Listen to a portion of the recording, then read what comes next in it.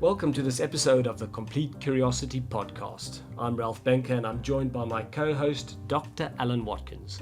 Today we're going for it and diving headfirst into one of the biggest and most misunderstood topics of our time, mental health, or more accurately, emotional well-being. In this episode we'll be challenging conventional thinking to try and turn back the rising tide of suffering. As Alan often says, mental health, it's not mental and it's not health. We'll be we'll even be discussing emotional sovereignty, energy management, resilience, practical tools that can transform your life. Our goal is to help you take radical ownership of how you feel, develop control of your own emotions. Unlike me, I've completely lost it, and how you can change your health and performance for the future. We hope to pique your curiosity about what's possible. Feel free to email us on this topic. For now, buckle up and join us on the hard conversation about the soft stuff. It's not mental and it's not health. Mental health. Hi Alan, great to speak to you again. Yeah, hi Ralph. Still hot out there in Spain? It's still cooking and I bet you're in your jumper avoiding the rain. Yes, storms in the UK. Yeah. Well, it's good to know that some things don't change. Let's talk about something that does need to change. Well-being, mental health. What do you think? Is it mental and is it health? Well, as you know, I've written several articles. It's not mental and it's not health. Part of the problem is when we misdiagnose something, we think it's something that it isn't. It makes it very difficult to solve the problem. So the essence of the argument of mental health is neither mental nor health is the idea that people who say they're suffering from mental health problems, cognition is normal in most cases. So if you're feeling overwhelmed or stressed or anxious or depressed or tense or any of those things, those are basically emotional issues. Those are not cognitive issues. So calling it mental creates stigma. And then we have to have anti-stigma campaigns to deal with the stigma of mental health, which of course is self-inflicted because we've been calling it mental. In fact, there's some good research to suggest that 9 out of 10 people with mental health issues feel the stigma and discrimination of that word mental. And 60% of them say that the word mental is more damaging to them than the emotional turbulence that they're feeling. So my view is these issues are not mental, and we can talk about why we call them mental, but we need to stop calling it mental health. It's basically emotional well-being. Now, if you're unable to manage your emotions well, it can lead to health problems, and again, we can unpack that. But essentially, it's not a health issue any more than pregnancy is a health issue. It's a normal state of affairs. So having negative emotions in your life and learning to deal with them is a normal state of affairs. So we should stop medicalizing normality. We should see it as what it really is, emotional development and emotional well-being. Now, once we start calling it what it really is, it gives us a path to intervene effectively. If we keep mislabeling it as mental health, then we think that we need some cognitive intervention. And of course, cognitive behavior therapy is the sort of standard rollout. Whereas actually what I think we really need is to help people develop emotional intelligence, emotional literacy, and all the things we're going to talk about today. Basically emotional sovereignty. So people need to be much more able to regulate their emotions and deal with the natural stresses and strains of life. Well, I think there's some really interesting stats that have been published, and obviously every year we kind of revisit some of the research on mental health and also well-being. And it does rather seem that, we are starting to use this term well-being in conjunction quite often with mental health. So maybe there is a slight change that we're starting to, identify and label it appropriately. And just some of the interesting stats that I was looking at was, obviously when people are not feeling well, it drives a lot of sickness and absence. And so we have a cost of £1,035, the average cost of sickness absence per employee per annum.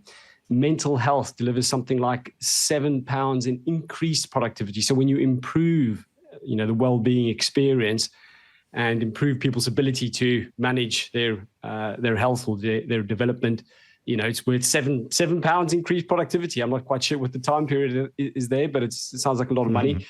Apparently 300,000 people quit their job each year due to poor mental health, and it affects 1 in 4 of us. A couple of other stats that might be worth just drawing on. Something like £1 million, the cost saved in replacing one senior exec, which is 2 times their salary. So obviously, the CEO or somebody in the board goes down, that's £1 million cost just straight off the bottom line. 45% of working days are lost due to stress. Interestingly enough, I think that something like 15% of all stress days are due to backache, and actually backache, around 80% of that is due to, poor well-being. So some interesting correlation over there. So obviously some really big numbers there, Alan, and it feels like this is probably the epidemic, if you like, in the corporate world. Would you agree with that? Is this the biggest problem and opportunity? Well, I don't know whether it's the biggest problem, but it's certainly a massive problem, and it feels like it's increasing. And I don't think that's just a consequence of increased attention, although there is more attention than there used to be. I think it's partly because the world is becoming more complicated. And as the complexity increases, if we haven't tooled ourselves up, if we're not developed or skilled enough to deal with the increased complexity, then it overwhelms an increasing number of us. And all the way through my medical training, it was really obvious to me that the feeling bad about yourself, about your life, was probably the superhighway to most diseases. And there's actually an overwhelming amount of medical literature suggesting that poorly regulated emotion is the superhighway to pretty much every disease of modern man, whether that's heart disease, which is the biggest killer of men and women. I mean, as you know, women worry about breast cancer. Well, heart disease kills 1 in 2 women. Breast cancer, depending on which study you look at, kills 1 in 8 to 1 in 30 women. So heart disease is the biggest killer. Cancer, high blood pressure, all of these things are related to us running high levels of cortisol, the body's main stress hormone, and low levels of DHEA, the body's main antidote to cortisol. And a lot of that is due to our inability to regulate our emotions or manage our emotions and deal with the stresses and strains of modern life. And as the world becomes more complex, that battle, regulating our emotions or that skill becomes increasingly important. So there's no doubt if we don't learn these skills at school, it becomes difficult for us to manage the pressures as we get older and, get married or take on a family or, increasing complexity at work. Of course, these things, life's going to become harder, more difficult with more responsibility. So I think it's absolutely imperative that people learn these skills as early as possible. I mean, and certainly with my own 4 boys, we taught our boys at a very early age to start to understand their emotions, regulate their emotions, and develop some emotional sovereignty. It's absolutely critical life skill. Now, Alan, you've actually spent the last 26 years, from what I make out. We've just had the anniversary of your first book, which was to do with psychoimmunology. And of course, you described very clearly the relationship between emotions and health, really defining the underlying biology of our emotions. You mentioned cortisol and DHEA. So you've spent the last 26 years kind of refining this framework for well-being. And I think would be good for us just to run through what that is, because we've set it out in Complete App as 12 missions. Yeah. So there are essentially these 12 concepts. I think, first of all, can we define this concept of well-being in a statement? Is there some way that we can just bring it all together and then run into these 12 particular items? Well, ultimately, it's a balance: mental well-being, emotional well-being, physical well-being, spiritual well-being. So we have to balance all of that. Because they're all connected. So our emotional well-being will affect our ability to our physical well-being, for sure, as we just discussed, overwhelming evidence to the effect. But our physical and our emotional and our mental well-being, these are all connected. And those things are also connected to our social well-being, because there's no doubt, again, overwhelming evidence to suggest that social support is also critical in communities. So again, going back to the days when I was doctoring, it was very obvious, looking at some of the risk factors for heart disease and cancer, that actual social cohesion is a massive risk factor. A lack of social cohesion significantly increases your risk of developing heart disease, or your longevity if you're unfortunate enough to get cancer. So I realized this when I was at med school, which is one of the reasons I took a year out and did a psychology degree in a year. Because, if one's to be effective in your altruism, if you want to effectively intervene as a doctor, as a physician, or as a carer, you have to understand what the problems are. I mean, that's essentially what compassion is. It's not just a case of alleviating symptoms, which is caring, but the causes of the suffering. If you're compassionate, you want to alleviate the symptoms and the causes of those symptoms. So you have to dig deep and understand why all this is happening. And that takes you to an understanding of well-being and health. In essence, a healthy balance, or a balance between, your physical integrity, your emotional integrity, your cognitive integrity, and your social integrity. That's essentially what I believe is well-being is all about. But of all of those, the root of all of it is, of course, emotional, which is why in the Complete App we laid out a sort of grid of a journey, if you like, these 12 missions, going on a journey to develop the competency that we all need to handle the complex lives that we now live.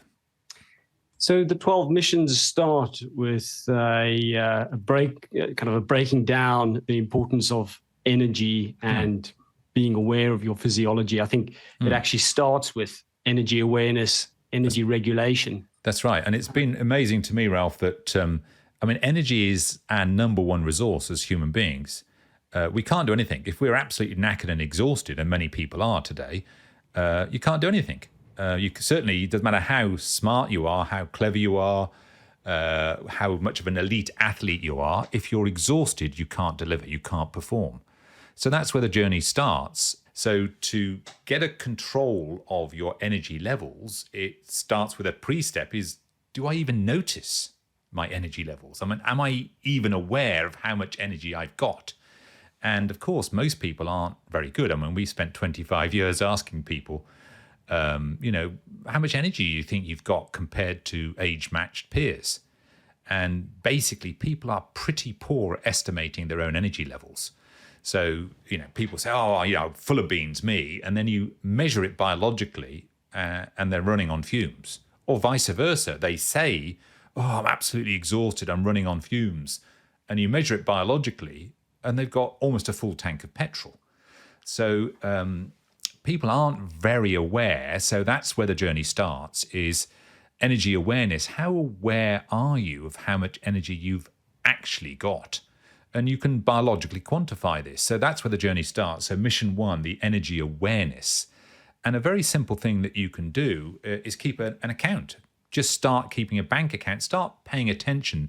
This is called interoception in technical terms. How aware am I of my energy levels? And how accurate is that awareness? So that's what we encourage people to do, is keep a bank account of your energy levels. Where does your energy come from? Where does it go? Do you even notice?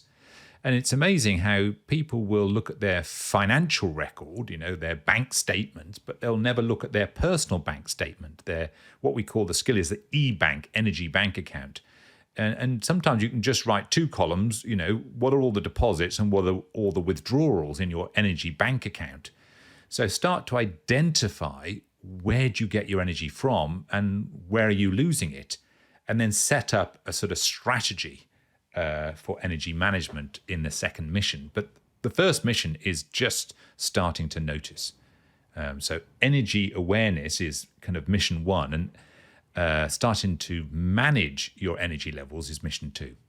Yeah, I really love this concept of where does your energy come from and where does it go to? So, we all probably think it just happens overnight while we're sleeping. It just regenerates. But And of it course, doesn't. there are many really things doesn't. in the day. No, it really doesn't just happen.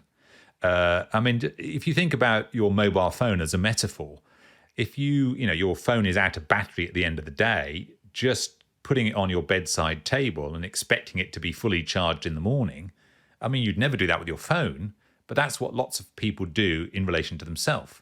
They just think mysteriously they're going to recover energy by being asleep. You have to actually plug it in.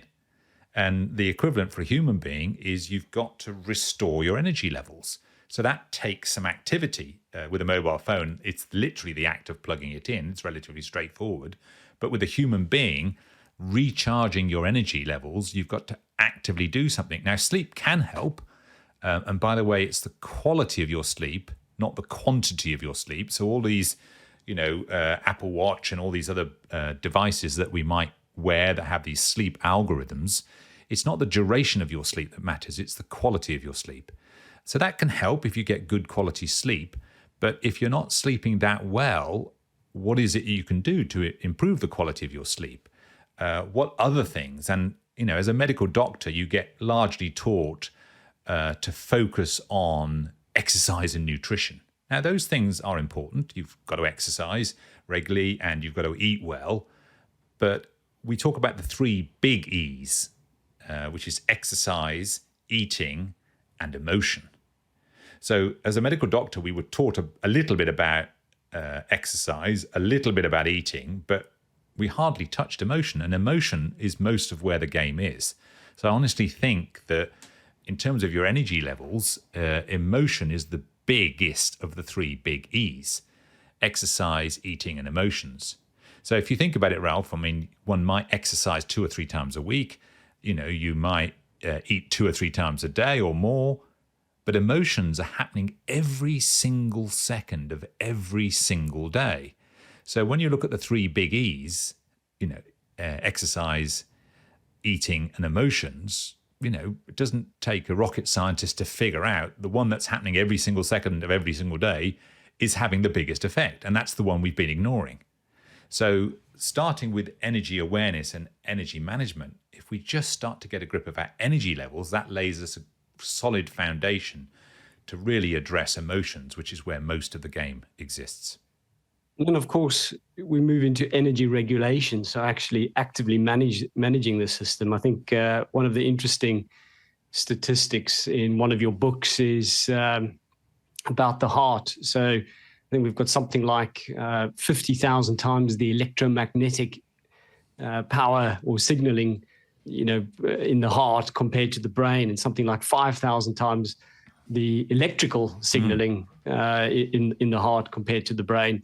So again, we probably all think everything's happening in our brain, but it's really this incredible idea that the heart's almost this nuclear power station powering all of it. Well, it's complicated. So interestingly, when I talk to physicians about energy, immediately they start to look a bit nervous because the whole term energy has been sort of hijacked by the New Age community, and it all sounds a bit woo-woo. But medical doctors measure energy all the time. So an ECG, when you have your heart trace, you're measuring the electrical energy of the heart. An EEG, brain waves, you're measuring the electrical energy of the brain. Or EMG, if you're looking at muscles, you're measuring the electrical energy in the muscles. So doctors measure energy all the time. So when I'm talking about energy, I'm not talking about some vague notion, some new age concept, some sort of woo-woo. No, I'm talking about the medically measurable energy. And fortunately, there's something we can measure, as you know, Ralph, called heart rate variability, which is a very good way of quantifying how much energy you've actually got, how much energy any of us have actually got. There's about 30,000 scientific papers in the literature all about HRV, heart rate variability, and its ability to predict mortality and morbidity and quantify how much energy we've got. So in our app, as you know, we actually record heart rate variability. So it gives you a sense of how much energy have I got, not how much energy do I subjectively think I've got, how much have I actually got? Am I running on fumes? Am I running with a full tank? You can now quantify that stuff. So that's a very good place to start in terms of energy awareness and energy management, not just in terms of the quant of that energy, but also the quality. So we might have very little energy, but it's rocket fuel. Or we might have a lot of energy, but it's two-stroke petrol. So you can quantify the amount of energy, but also look at the quality of that energy. And of course, you need to do both, which is exactly what we do with the app, quant and qual of your energy. So again, that's where the journey starts. If you want to develop greater levels of well-being, it starts with the raw energy that your biology, your body generates. Well, there's a very powerful practice that's in the app, and it's actually all about controlling your breath rate in order to interact with the heart and improve the frequency and the running of the heart. And I love that. And it's this coherence practice, this biocoherence practice. And so from a regulation point of view, I've actually found that an incredibly powerful, just very practical skill that you can deploy at any moment. But kind of moving on then to mission 3, we've spoken about emotions, and it really strikes me mission 3 kind of sets out the concept of emotions. But of course, there are other kind of skills that we can develop here. So you talk about in mission 4, awareness of emotions, the emotional literacy, mission 5, mission 6, emotion regulation. So let's just kind of understand those concepts. So when we talk about the concept of emotions, you touched on some of the biology of it, so cortisol, DHEA. Just talk us through that construct. How should we understand and kind of categorize emotions? Well, before we even get to emotions, I just want to recap on the breathing. There are 12 dimensions of your breath you can learn to control. So there's a lot of people out there teaching breathing skills, but they don't necessarily understand or have maybe even studied which of the 12 dimensions of breathing is important, which is why you perpetually hear people advise each other, you've got an important meeting, take a few deep breaths. And I'm often saying to people, don't bother taking a few deep breaths. Taking a few deep breaths won't help you. Taking a few rhythmic breaths will help you. So we teach people to breathe rhythmically, evenly, and through the heart every day to stabilize their biology, stabilize their energy levels. So that's the foundation stone. But I don't want people to think that the only thing we're teaching is breath skills. It's important to get your breathing right, but the breathing really stabilizes your biology. And then the game moves up to mission 3, which is really about the emotional regulation. But before we even get to emotional regulation, we have to start looking at the concept of emotion. So it's always true that it's difficult to get control of anything if you don't understand what it is you're trying to get control of. So we have to re-educate ourselves. What are emotions? So mission 3 is about understanding the concept, because again, going back to the original point of mental health, emotions and cognition are not the same thing. So mentation, mentation, mentation or cognition is not the same thing as feeling, and feeling is not the same thing as emotions. So the quick way of understanding this is emotions are just the raw energy in motion. So we all have emotions every single second of every single day. A feeling is the awareness of which emotion. And thinking is an emergent property within our system that occurs on top of the feelings that we're having. So there are these different levels. You've got biology, which is the base of the pyramid. Then we've got emotions. Then we have feelings. Then we have thinking. Then we have behavior. And then we have outcomes. So there's a sort of hierarchy, if you like, of the different dimensions of our system. So if we don't understand that, if we think emotions and feelings are the same thing, we get confused. And even worse, if we think emotions and feelings are the same thing as thinking, then we're even more confused, which is why we get mental health misdiagnosis. So we've got to understand emotions as the raw energy in our system. And so not just that, but also understand the criticality of emotions for us and our ability to function as a human being. As I said, emotions are critical to our well-being and to maintain our health, but they're also critical for things like decision-making. So whether you're successful or not in business is entirely down to the ability to make the right decision. But your decision itself is driven by how you feel. So if I was to summarize 50 years of neuroscience for you in one sentence, I'd say that decision-making is really a feeling justified by logic. So every decision we ever make, Ralph, even a decision right now that people listening to this podcast might make about the veracity of what I'm saying, is driven by how they feel about what I'm saying. So even the most hard-bitten venture capitalist, when they're trying to buy company A or company B, and they're going to make a decision about whether to buy company A or company B, what happens is they have a feeling about both companies, which is basically leaning them towards company A, for example, and then they look around for the data to justify what they feel is correct. So the reason that's important, Ralph, at level 3, we have to understand that we shouldn't be trying to remove feelings from the boardroom or from the company, which is, you often hear this in business. We've got to get rid of the emotions in the business. Well, not only should we not do that, it's actually not even possible. You can't get rid of emotions. It's central to who we are as human beings. So at level 3, we have to understand the concept of emotion and rehabilitate it. It is absolutely central to who we are and how we function. We can't make a decision unless we have a feeling. And you can do this in your own life. So, if my wife says to me, what do you want for dinner? Like many men, I don't really have I don't mind. I mean, I don't know, whatever's in the cupboard is often my answer. Well, I'll cook something, you sit down, So my ability to decide what I want for dinner is often, because I don't have a strong feeling one way or the other, I don't have a strong feeling, and therefore I can't really make a decision. So I'll defer that decision, or I'll abdicate that decision to somebody else. But some nights, in answer to that question, what do you want for dinner? Curry. I'll make a decision. And then Sarah might say to me, well, why do you want a curry? Well, there's a new curry house in town. We haven't been to it. It gets us out for an evening. We can have a date night. We don't have any washing up. We don't, have any mess in the kitchen. And all the logic kicks in to justify the feeling and the decision, curry.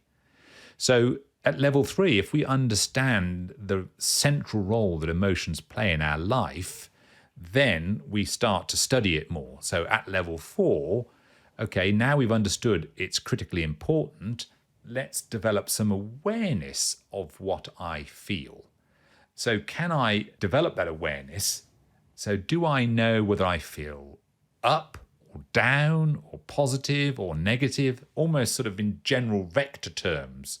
Am I feeling high energy or low energy, positive or negative? So that's sort of level 4. Am I even aware of the feelings that I have? Because the biology is always there. The emotion is present every single second of every day, but am I aware of it? Am I feeling my feelings, essentially, Ralph?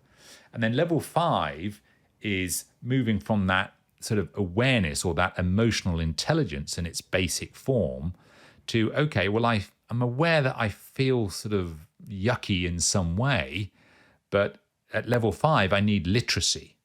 So, as you know, there are 34,000 emotions in the universe of emotions.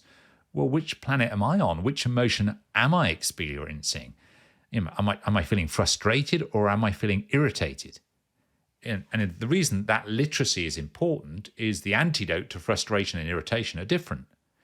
If I can't tell which emotion I'm feeling, then I can't really solve the problem because I don't really know whether I need an antidote to frustration or an antidote to irritation. So at level 5, I have to become more literate. And when we've tested this in the workplace, and ask people to make a list. Is you give people 5 or 10 minutes, write down a list of the emotions you've noticed in the last week. People write down angry, frustrated, irritated, annoyed, worried, and then they start to realize, oh my goodness, they're all negative. I felt okay last week. And they come up with one positive, and then they start looking at each other's list. Generally, if you give people enough time, most people can come up with about 12 emotions that they know in their own system. And of course, as I said, there are 34,000. So most people are pretty illiterate. So, and you can test this. So when you ask somebody, oh, hi, how you feeling? They go, I feel great. You say, well, do you feel great? Or do you feel upbeat?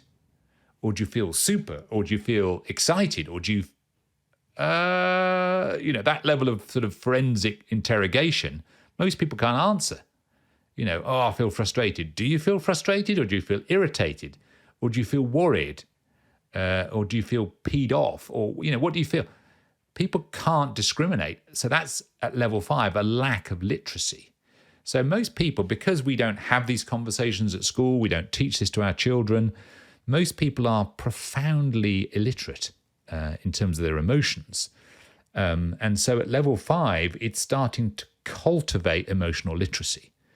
And the more literate we become, the easier it is at level 6 to regulate our emotions, because we know what we're trying to regulate. So as I said, regulating frustration is different than regulating irritation. So the real game changer skill on the 12 levels of emotional intelligence is emotional regulation. That's level 6. So before we even get to that, we have to be literate.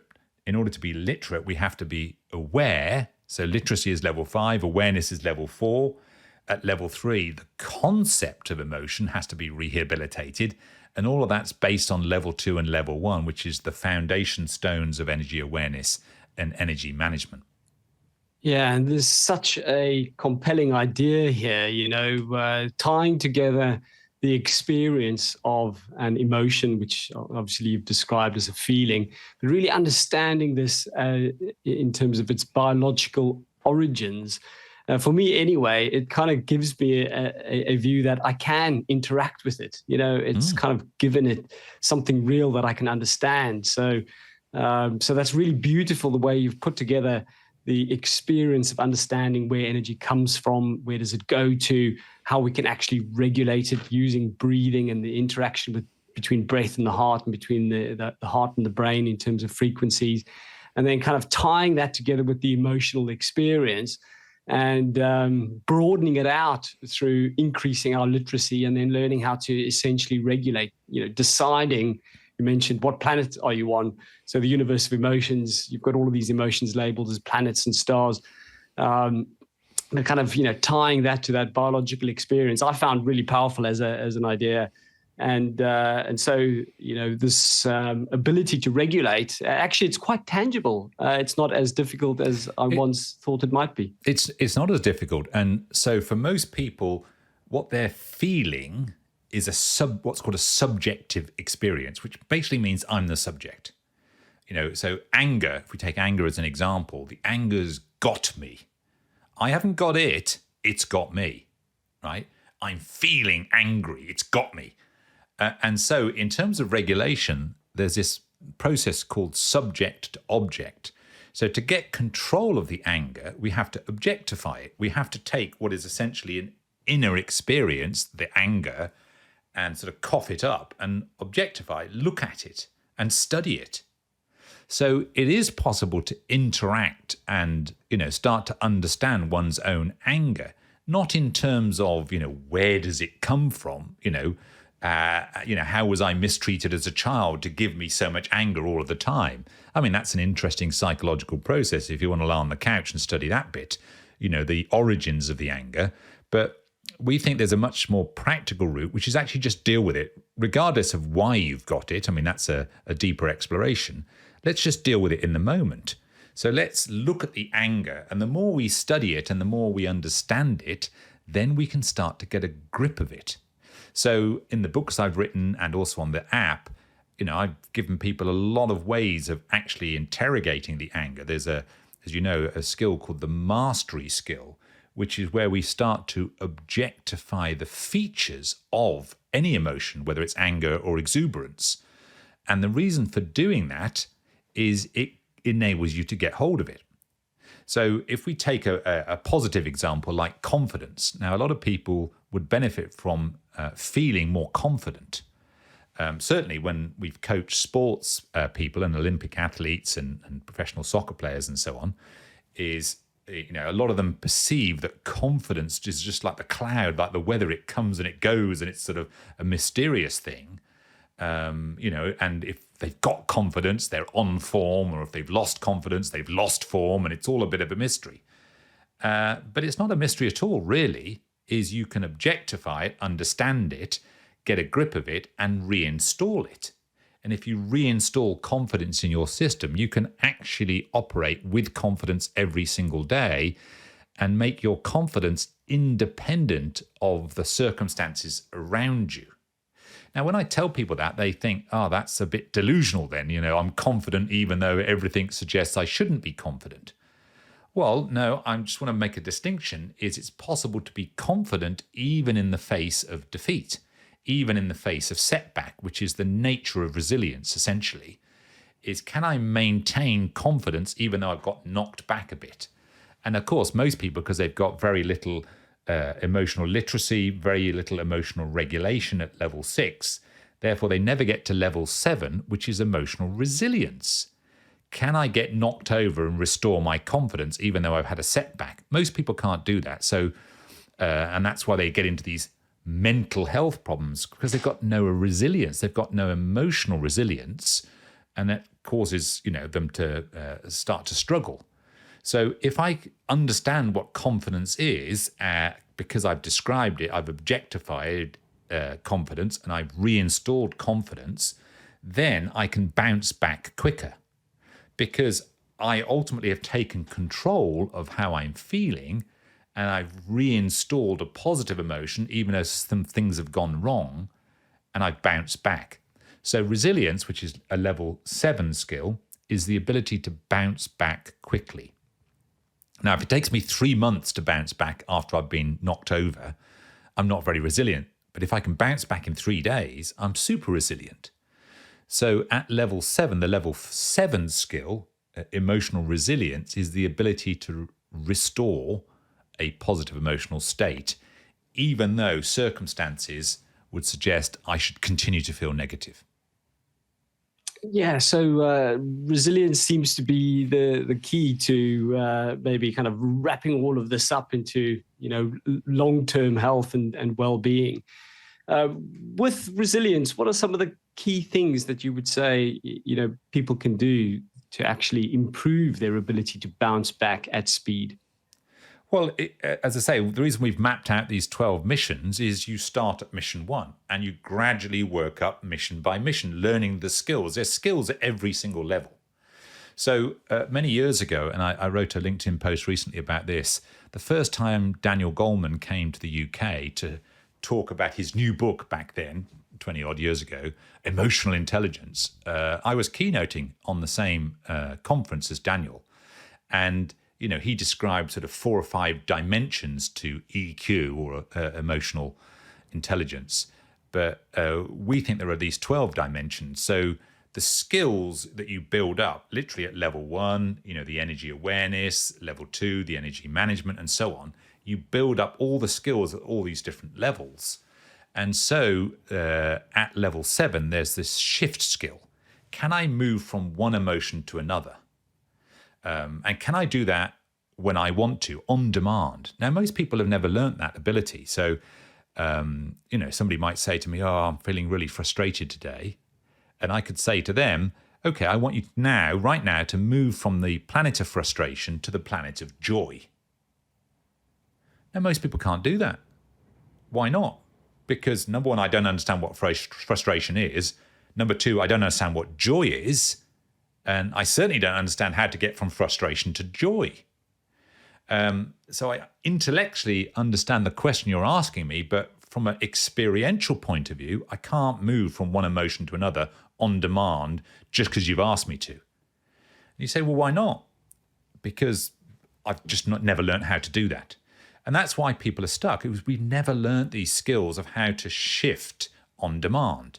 Now, the good news in all of this is human beings, all of us, change our emotions all the time. We just don't do it on purpose. So this stuff happens passively to us. So, the humidity that you're experiencing in Spain starts to subside and everybody starts to feel relief. The weather changes. If we got out of Storm Antonio in the UK today, we might start to feel relief. If it warms up, we might start to feel enjoyment in the sunshine. So our emotions are weather dependent and circumstance dependent. So what's causing us to feel what we feel on a day-to-day basis is often stuff outside of us. And all we're suggesting is stop being so passive in the face of that, take control of it. So how you feel in any moment, you take control of that, you decide. And so rather than have external circumstances shift your emotion, shift by design, deliberately, on purpose, whenever you want. So you can start to practice these shifts. And even that, Ralph, we actually do that, but we do it unconsciously. So a lot of people at work might have a photograph of a family member on their desk. And why do they have that? Is because when they look at that photo, it makes them feel something positive. Maybe feel a love for a child or a sense of pride or a sense of connection to their spouse or whatever. But when we look at that photo, sometimes that effect wears off because we're not quite sure why we've got that photo on the desk. But actually, why we've got it on the desk is to shift our emotion. We look at the photo and we feel better in some way. So if we focus on that, can I look at that photo every day and can it make me feel pride every day?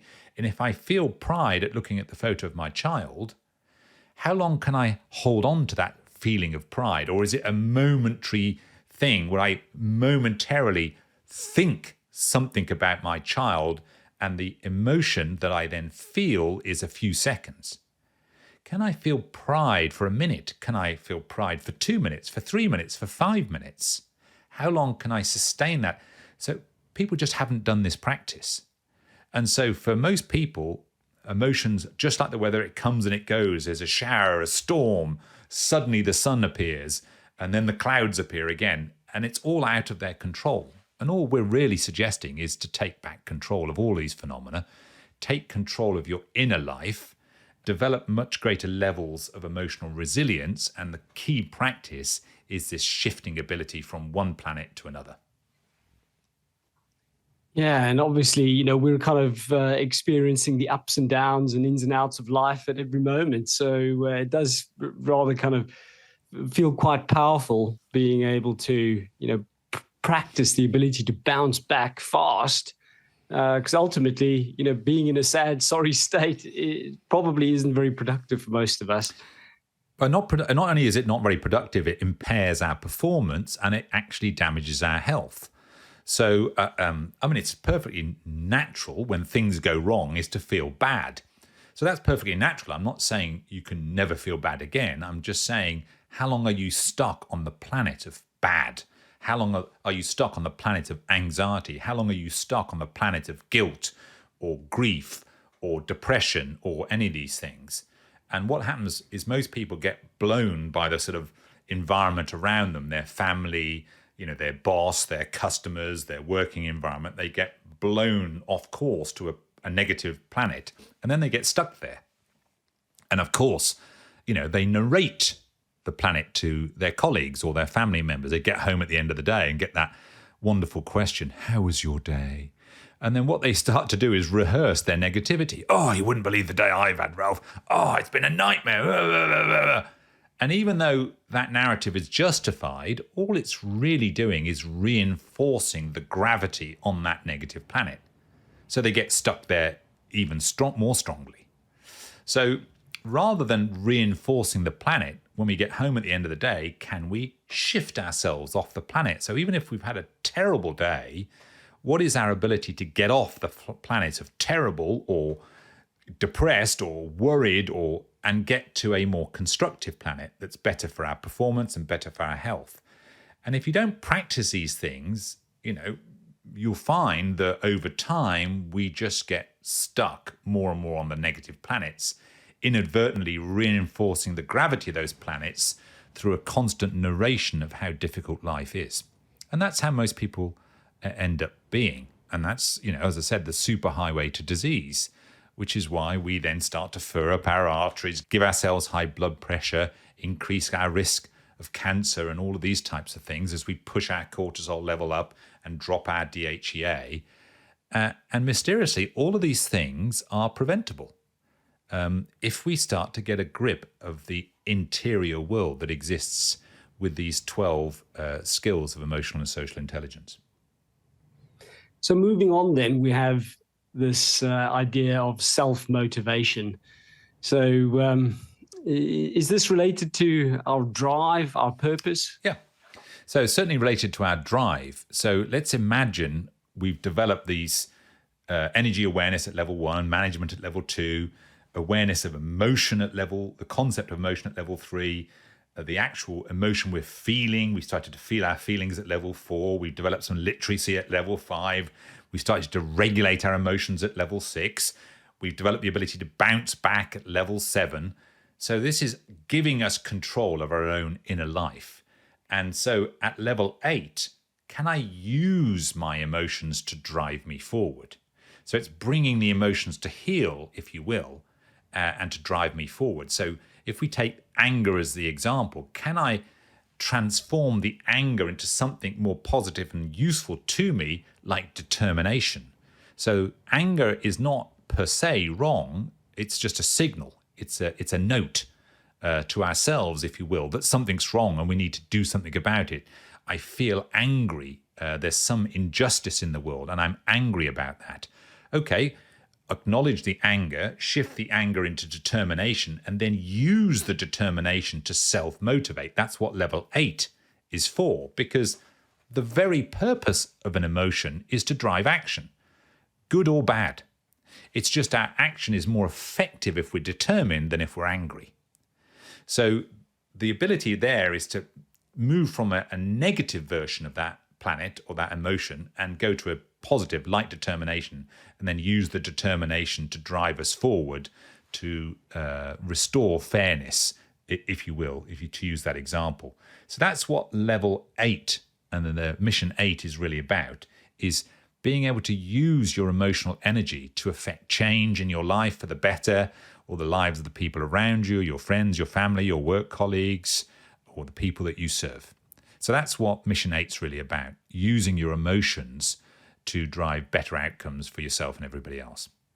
Now, the next one is all about optimism. And this strikes me as one that's often, let's just say there's a bit of a movement against people being consistently optimistic or happy. In fact, I read quite a lot of people just in the psychology space. There's a bit of an anti-happy movement. Just feel bad. It's okay to feel bad. I think, what we're describing here is, well, is it actually serving you? And if it's not serving you, how do you kind of move away from that? But in terms of optimism, how can we use that to really maintain our focus? Well, you're right. There is a definite movement, the anti-happiness movement, as it were. And this is how lost people are. They're trying to legitimize pathology. Let's legitimize being ill.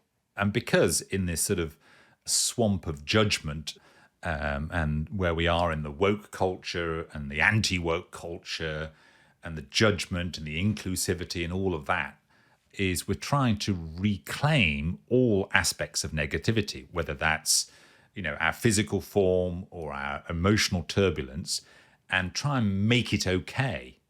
And there is some truth to that. Of course, it's okay to feel grief and sadness, and it's perfectly okay. What's not okay is to get stuck there forever. That's the bit that's not okay. And so, what we'd advocate at level 9 is, where do you want to live in the universe of emotions? What is your home planet? Where do you want to live every day? Do you want to wake up every day in a state of depression or anxiety or fear or guilt? Is that where you want to live? And even if you have been living there, and I'm not judging that, that's just you got stuck there, the solar winds have blown you to that planet and you didn't learn the ability to get off that planet. The answer isn't to self-justify, the dysfunction. The answer is to become healthy, to become well, to be well-being. And that requires you to shift. Now, if you're self-justifying your pathology, if you're self-justifying your negativity, then there's no reason to shift because it's okay that I'm bad. Well, that's a choice ultimately. If you want to live on the planet of frustrated your entire life, that's you're perfectly entitled to do that. It's just not very healthy for you, and it certainly won't lead to positive outcomes in the long term for you or the people around you. So all I'm advocating in terms of developing a more optimistic outlook is to really fall back in love with the beauty and the power of your own system. Your system is designed to restore itself. I mean, that's what homeostasis is. It's incredible. The human system is absolutely incredible. And if we actually, appreciate our own form and our own system and the power of it, then we can restore healthy balance. And so I'm a big advocate of restoring, not in a sort of, religious sort of fascist view of the only emotions that count are positive, but really navigational capability around the universe is the ability to move and to change and to explore and to find different planets and experience them, because you'll have a much more enriched life the more you understand the 17,000 positive planets it's possible to experience. Now, life will try and push you to the 17,000 negative planets, and there's nothing wrong with actually being on any of those negative planets so long as you don't get stuck there. In fact, it's just as bad for you to get stuck on a positive planet as it is to get stuck on a negative planet. So people who are delusionally stuck on optimism or happy, the planet of happy clappy is my favorite example of this, where people go, just happy clappy all the time. Well, that's just as pathological as being stuck on depressed all the time. So, because what tends to happen if you're stuck on any planet for any length of time, you start to believe that's who you are. You're right. You start to identify with that planet. I am depressed. And my view is, no, you're just stuck on the planet of depression. It's not who you are. Who you are is a much more complicated and fascinating and interesting phenomena. It's not, you are not your emotion. You're not your thought either. Right? But people are stuck on these planets and then having to justify their own pathology. So all I'm advocating at level 9 is start to cultivate the ability to move. And if you're going to choose any planet to live on the left-hand side of the universe, slightly more optimistic or more positive. I mean, as you know, Ralph, I often joke with people, my home planet is pathologically cheerful because I'm just cheerful every day. Now, I've lived on other planets. I mean, I've had periods of my life where I have been worried and depressed a bit, but I just decided not to live there as a permanent residence because I just didn't enjoy it as much. So I consciously choose to live on the more cheerful side of the universe because it's better for my health, better for my performance, it's better for my relationships with the people I interact with. I think it's just a much more productive space to be in. So if you've got choice, which we all do have, living on a more optimistic side of the universe, I'm a big advocate of that. Well, homeostasis is such a beautiful concept. And obviously, at a cellular level, we kind of see this biology playing out where the body is always striving for balance. And I think what you're saying is we have the ability to consciously affect homeostasis, in our emotions, and that just will lead to improved everything from what I can make out, and certainly improved health over the long term. So that's very powerful as an idea. Our ability to kind of affect homeostasis in our emotions. I like to think my kind of home planet is amazing. At least that's what I tell people when they ask me how I am. Of course, I am probably lying most of the time, but maybe it's, fake it until you're there. Let's move on to the final 3, because this is where the game changes somewhat. So I think we've kind of covered, some level of understanding around energy and the physical nature of energy. We've gone through quite a lot of detail around emotion and how it leads to resilience, motivation, optimistic outlook. So the last three are all about empathy, social awareness. So have I got the right? What are the last three? I've got empathy, social awareness, and social intelligence is the social ultimate. Intelligence. Yeah, so all of the first 9 missions are really about me and just me. And there's so much we can do. Is we're much more powerful than we realize. The body is an amazing thing, and our mind is an amazing thing, and it's way more powerful.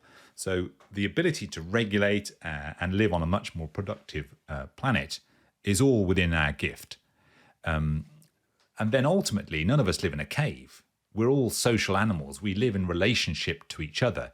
And the more I cultivate my own literacy, the more I can understand the emotional experience of others. So emotions are contagious. So if I'm upbeat and cheerful, then I can infect other people with a more positive emotional state. You can infect people with negativity. I mean, people who are doom and gloom merchants will bring everybody else's energy in the room down. So these things are contagious, right? So at level 10, if I am to understand how you're feeling, if I've done the work on myself first, then I'm much more able to empathize and build rapport with you. So I'll give you an example. Let's imagine I only know sort of 4 or 5 emotions. And then you work for me, you come into my office in a state of despair. That's the planet you're on. But despair isn't one of the 5 emotions that I know. So I don't really understand what planet you're on. I can't really identify it because I've never really experienced despair myself. Let's imagine I expand my literacy from 4 or 5 emotions to 50 or 60 emotions, one of which is despair. As soon as you come into my office in the state of despair, I instantly can recognize where you are. And therefore I can empathize with you, I can build rapport with you, and I might even possibly be able to help you off the planet of despair to something like upbeat or optimism.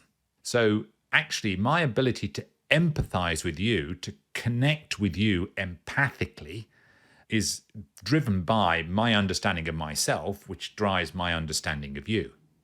So empathy and rapport and trust building and all these things that are critical for our social functioning and for our functioning in business and in sport largely, ultimately the game flips to the interpersonal domain. So missions 1 to 9 are all in the personal domain, and 10, 11, and 12 are in the interpersonal domain. So all this stuff flips from just the emotional intelligence. That's why we call it emotional and social intelligence. And that starts with me understanding you better. And in my understanding of you, particularly the emotions you're experiencing. So that's level 10. And then level 11 is then not only understanding your emotions, but understanding my impact on your emotions. So that's called social awareness. So it's a bit like carbon footprint, right? What is my carbon footprint or my emotional footprint on the people around me? Is my upbeat or my positivity lifting the spirits of others, or is it making them feel guilty because they don't feel as upbeat as me? Or is it just annoying them? Oh my God, he's so annoyingly cheerful type stuff. Like, do I understand my impact? So that's level 11. So my social awareness, the awareness of my energetic impact on others. And then ultimately level 12, which is where it all ends up, is the kind of big complex concept of social intelligence. And I often think about social intelligence is the ability to build and sustain relationships with all sorts of people. If you only get on with people who are like you, then I would suggest that you're not as emotionally intelligent than people who can get on with people from all walks of life. So can you speak to people on the factory floor and kings and queens? Can you speak to junior people and senior people, people of all ages? And can you build rapport and solid relationships? Can you even build rapport and solid relationships with people who you may not even like that much? And can you sustain those relationships? So if you can sustain relationships with all sorts of people, whether you like them or not, then you're truly socially intelligent. And when Daniel visited the UK, there was this sort of phrase that got sort of embedded right at the beginnings of this whole kind of 20-year understanding of emotional and social intelligence, is that IQ gets you hired, but EQ gets you promoted. So what enables, or what often drives our success in organizations, is the interpersonal capability. So that ability to get on with all sorts of people is ultimately what level 12 is about, the social intelligence. Yeah, and I'm a little bit kind of just thinking about this concept that, really we are social animals. People are quite important to our well-being, and often we maybe take little notice of our own mood and the impact it might have on others around us. And it again strikes me that certainly in a corporate or in a work setting, it's hugely important to kind of turn up with the right mood, with the right emotions, so that you can energize it rather than leave everybody feeling a bit deflated, because obviously it has a big impact on productivity and just how they get on. Indeed. And one of the things we ask people to do is to actually put on the back of your door of your office the Universe of Emotions poster. And as people come into your office, just look at that poster and wonder, where in the universe am I right now as they come in for their 11 o'clock meeting? And where is the person coming into my room? But more importantly, after they spent half an hour or an hour with me, where are they? What was my impact on them? Level 11. So did I push them to the top right? Did I frustrate them? Did I bore them into the bottom right? Did I soothe them into the bottom left? Or did I inspire them into the top left? What has been my impact on them? And it's amazing how much more you can enjoy your own life and how much more you can get out of others just by starting to, think about these things. What is your impact on others? And start to take more effective action. You can literally improve somebody's performance just by having an energetic impact on them. So it's very easy to suggest, and we see this all the time in the media, that the answer to all the problems is throw more money at it, increase wages, more productivity, but actually you can get a lot more performance out of people with no more wages, no more anything, just by changing the energy within the context that you're in, or in the team, or in the business, or in the work environment. Change the energy and people start to enjoy it more. People start to be able to develop more. They're healthier, they're more balanced. All of these things are possible once we start to cultivate these 12 levels of emotional and social intelligence. Alan, this framework of these 12 missions or these 12 levels that you've set out, we've spoken at length about them, but we haven't mentioned anything about the office gym or the fruit bowl or the myriad of other well-being initiatives that we see in organizations. So how do you kind of rationalize how all of that fits into a well-being strategy for an organization? Well, the three big E's, eating, emotions, and exercise, go back to there. So, I'm not saying, what we eat isn't important. It's of course, we've got to eat well and not overindulge in the wrong type of food substances. And there's an increasing amount of research looking at, what's called the microbiome, and, what goes on in our sort of bacterial forest, if you will, in our guts, and how that affects our mood. But in my personal view, it's not as important as our emotional context. So having bowls of fruit, of course, that's important. But what we often don't calculate into having bowls of fruit around the workplace is the emotional impact. So if the organization cares enough to lay on a good food spread, actually, that sense of being cared for is probably having a larger biological effect than actually eating 3 grapes. Eating 3 grapes basically makes no difference to our health and well-being. But the feeling of being cared for by our organization, who's put out a bowl of fruit or who's put out some fresh water for us in a heat wave, that's probably having a bigger biological effect than the actual fruit and water. And likewise in a gym, I mean, it's very interesting if you look at the research. Let's take an office of 100 people, Ralph. And, they're really busy. Everybody's really busy. And there's only about 10 people in that office who find the time in their busy work schedule to get to the gym. So let's imagine I'm tapping away on my email and my spreadsheets, and I'm not one of the people who manages to find time in my schedule to get to the gym. But I see this 10% of people walking past me in Lycra every day to go to the office gym. And so not only do I not get the benefit of going to the gym, but I feel guilt that I see other people going to the gym.